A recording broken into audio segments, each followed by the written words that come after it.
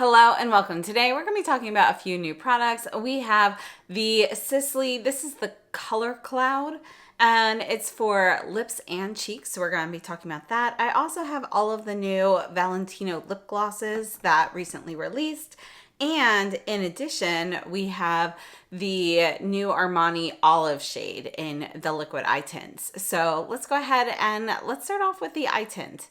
So I was originally going to hold off on this, but I ended up picking it up during the Sephora sale. This is shade 90M, which is the olive shade, and it is a matte finish.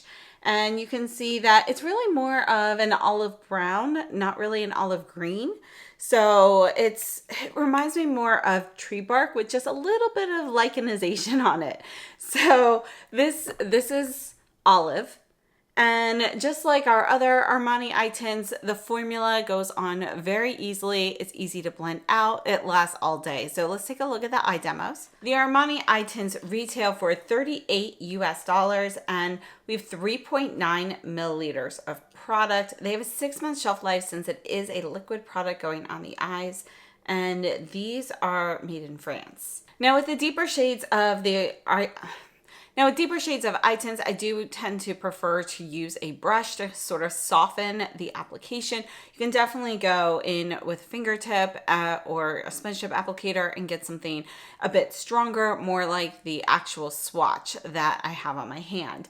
So I like it a little bit softer. So one of the great things about the eye tints, in my opinion, is that this formula, when you do go in softly with a brush, even a big fluffy brush to get a really soft buffed out layer, it buffs out evenly. And that's not something you can always say about liquid eyeshadows, because a lot of times, certain sections will be drying while you're still trying to blend or whatever, and it could end up with a patchy look. I've never had that issue with this formulation of the Armani eye tints. They have gone through several reiterations over the years, and there have been one or two, versions that weren't the best, but I would say that this is a really good one. So, I'm very happy with this. I was originally going to pass on this because it definitely seems like a much more fall-like color for me, but a couple people told me it's really a beautiful neutral, and it really is. I would have to say it's definitely, you can put this on very softly, and even just in the eye socket, even just for some depth. But you can also build this up, use this as a liner. It's very, very versatile. So although I thought originally it was going to be best for fall, it really is one of those great neutral shades that you can use all the time. And again, I would say that this is more of a neutral leaning warm brown base with some green mixed in there, but it's definitely more of like a tree bark olive versus a green olive. I wouldn't really consider this so much of a khaki green. If you're looking at like camouflage colors, this is more of the browner shade kind of mixed in there, that browner green. So, that's kind of my thoughts on the color. I think it's a really great neutral. I think it's going to work well for a lot of people. So overall, I'm very happy with it. I decided to lighten it up a little bit today with the lilac or the glycine eyeliner from Prada. And you can see pairing it with this, you don't see too much of the lilac. It actually almost looks more white, but I think it's a great way to kind of lighten up the eye look a little bit as well. And it's a little fun for summer. So let's take a look at just a couple of quick comparisons. So I don't currently have a liquid eyeshadow similar to this color, but I did want to compare a few eye crayons. So we're going to start off with Bobbi Brown. This is one of the dual ended ones. This is shade Bark. So I just wanted to go ahead and show you what Bark looked like, which is really definitely going to be a brown here. You can see there's actually a touch of cocoa and a little bit of eggplant mixed into this Bark shade. So you can see it's going to be a bit different there, and it leans a little bit more violet. Then I also wanted to take a look at Bobbi Brown in Forest, which I love this shade. This is one of my personal favorites from Bobbi Brown. You can see that this is going to be a shimmer shade here, and this is going to be, again, it's kind of like that brownish shade there, but this has a bit of gold shimmer on top, which lightens it up. But our base is pretty similar underneath. I would say there's a bit more green though in the Armani shade. And then we have Sisley. This is the Fido Eye Twist in Khaki, which I also really like, this is one that I've actually repurchased. My mistake, I picked up the wrong one. This is actually number 2, bronze. This one here is number 3, khaki. Let's go ahead and put khaki right here. You can see that khaki is definitely going to be a bit more green. And next to the Armani looks like a true brown, like a muddy brown in comparison. And both of these Sisleys actually do have the shimmer finish. So this one's bronze, number 3, or number 2, and this is 3, khaki. Armani in 90M, olive. This is Bobbi Brown Bark and Bobbi Brown Forest. So I hope that was helpful. Let's go ahead and take a look at the Sisley Cloud. So this here's the Sisley Color Cloud, and there are only 3 shades. I picked up shade number 3, which is Berry. I have to say, the shades, I wish they would expand the shade range because I don't really love the shades that they came out with. Again, this is Berry, but it's really going to be more of a soft red. You can see just with my finger here how you really get a soft velvety cloud finish with this, and it kind of just blends out effortlessly. It is a gorgeous product, but you can see once you blend it out, you get more of a warm pink from this Berry shade. Let's take a look at the demos. The Sisley Color Cloud is a lip and cheek velvet mousse. We have 6 milliliters of product. It's made in Italy and there's a 2-year shelf life. Retails for $66 US. As I mentioned, we have 3 shades available. First shade is number 1, Tawny, which looks like a warm terracotta. And then we have 2, Rosy, which looks like a soft warm pink. And 3, Berry, which I have to say, it does look a bit cooler in the promo photos than it does in person, but really this is going to blend out to a warm, soft red. So I have to say the finish of this is stunning. I've worn this several times already. It does last all day on my skin. I do have balanced skin. I feel like though, even if you have oily skin, you're gonna get good wear out of this. Maybe not all day, but I think, you know, sometimes with oily skin and liquid cheek products, you can get kind of that breakup of the product. I feel like this has it's a little bit emollient, but it feels like it's very smoothly emulsified, so that I feel like that breakup isn't going to be visible. And so I do think it's actually going to be a really nice product for a lot of people. I do hope that they expand the shade range. They add some cooler tone shades and, you know, maybe a lighter neutral there as well. But I think it's absolutely stunning on the skin. And this is one of those products, if you've been looking for like a matte cheek product, this is matte, but it does have a little bit of a sheen to it. It's not like a dead matte, but it's definitely going to be more of a matte cloud product. And I think cloud is kind of the best word for this because it's blurring on the skin. And I feel like a lot of liquid blushes, you know, they're not blurring. And sometimes, you know, I can wear this with a matte foundation or I can wear it with a Dior foundation. And it seems to kind of blend well with either one. Yeah, I mean, not even formula wise, I'm talking about just aesthetically even. So sometimes when you're using like a matte cream blush or a matte liquid blush on top of like a dewy or foundation, you know, there can be a bit of a stark contrast between the finishes. I feel like this really melds well with a variety of different foundations and finishes. So I think that's really a beautiful product. That being said, I do prefer to kind of pass on like a cream bronzer or something like that while wearing this product, just because I think this finish blends really well, you know, regardless, but I like seeing it sort of on its own, if that makes sense. Like I feel like putting another, you know, cream or liquid cheek product adjacent to it, it changes the look of the finish. I personally, you know, it's a personal preference here, but I do like using this on its own. And I think it gives a really nice blurred effect on the skin, which is not something that I feel like is super common with liquid blushes. And as I mentioned, this is one that you can wear on the cheeks, but you can also wear this on the lips. And I have worn it on the lips. You know, you can just use a finger and dab a tiny bit of this on. You get that blurred lip look. You know, you can build it up a bit more. You're definitely going to get a blurred look from this on the lips. If you top it off with anything like a gloss, you know, this is not a transfer proof product. So it will, you know, it'll come off with the gloss, you know, while you've got the normal wear time of the gloss and so forth. Your color will kind of go with that. But if you're wearing it on its own, unless you're getting like your lips wet or, you know, something like that, it's going to stay put decently well. It's not, again, it's not transfer proof, but it will, you know, kind of linger and stain your lips for quite a while. So I think it's a really, again, it's a really beautiful product. I personally prefer it on the cheeks than on the lips, just because I do like to have a bit more of an emollient texture on the lips. But I think it does give a beautiful finish that way. And, you know, if you're looking at, you know, traveling or, you know, just something to throw in your purse for a little bit of color on cheeks and lips, you know, this is a really great product for it.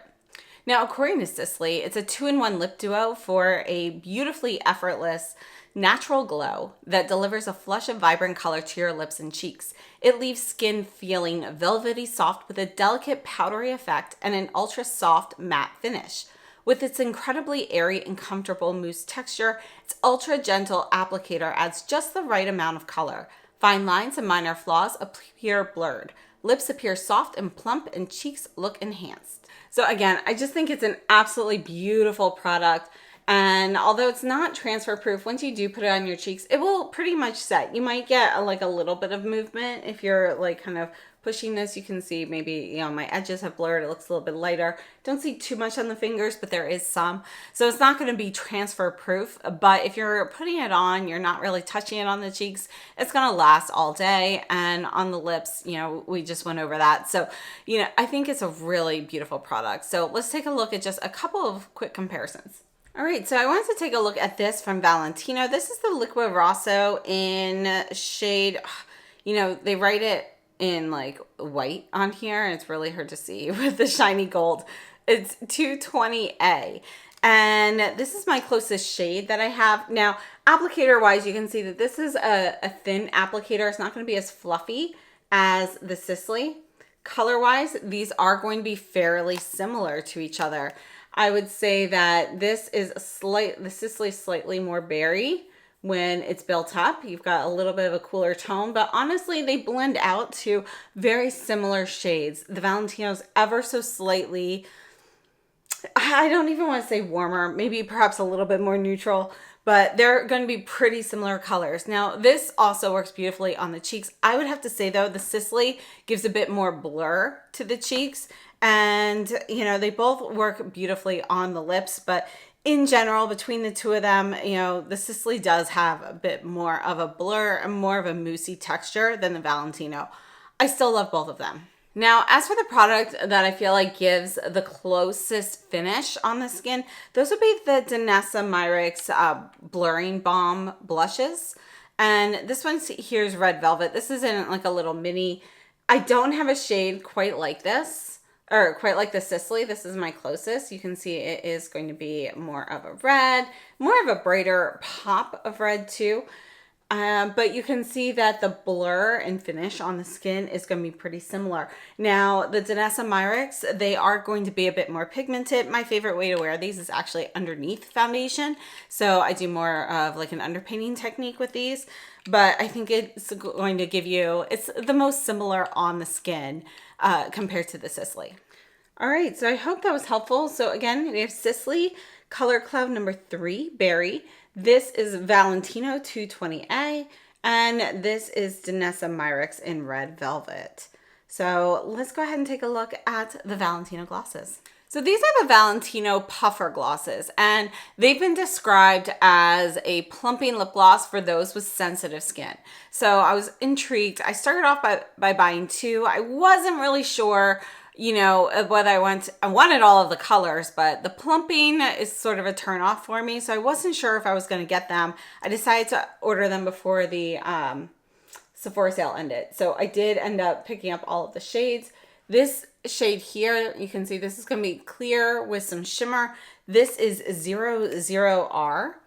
And you can see in here, it's basically going to be a clear shimmer. So this one is called Dazzling Mermaid. And I feel like online, when you're looking at the promo photos and they show you the up close of it, you see a bit more rainbow sparkle in it. There is rainbow sparkle in this, but it's just not quite as evident in person as it is online. So it really does look more like a clear gloss, but there is something special about these glosses. So we'll talk about those. Then we have shade 103R, which is, I believe it's Don't Be So Nude. Yes, Don't Be So Nude. So you can see it actually looks more like a soft warm pink in the tube here. And gosh, sometimes swatching glosses can be such a pain because you don't get, you know, like the full color buildup there. But you can see this is going to be a soft pink. There is some golden shimmer in here. And let me see if I can get like kind of like a glob here or something just to see a little bit more. Really kind of hard to swatch these. The applicator itself, okay, by the way, you know, I love the actual packaging on these, but the applicator itself, you can see, is going to be pretty flexible. It's got a nice point to it here.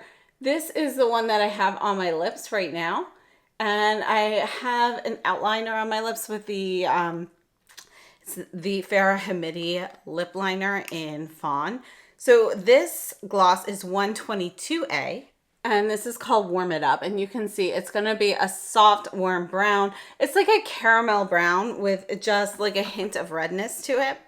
Then we have 300R, and this is actually the first one I tried. It's called In My Glowing Era, and online it kind of looked a little bit lilac-y. It's really going to be a soft, cool pink with a touch of lilac in it. But again, this is going to be pretty clear on the lips. You don't really see much color here.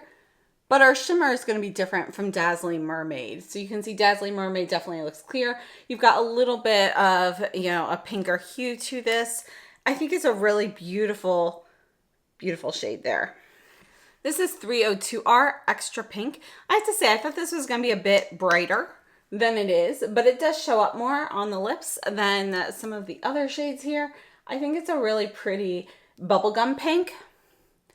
And it's neutral leaning cool, but it's not as cool as you might expect from a bubblegum. I think it's actually, it looks really nice on the lips.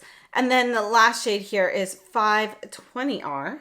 This one's called Moonlight Crush. I just wanted to kind of show you, you know, it looks kind of like we have almost like a black base with purpley pink shimmer in it.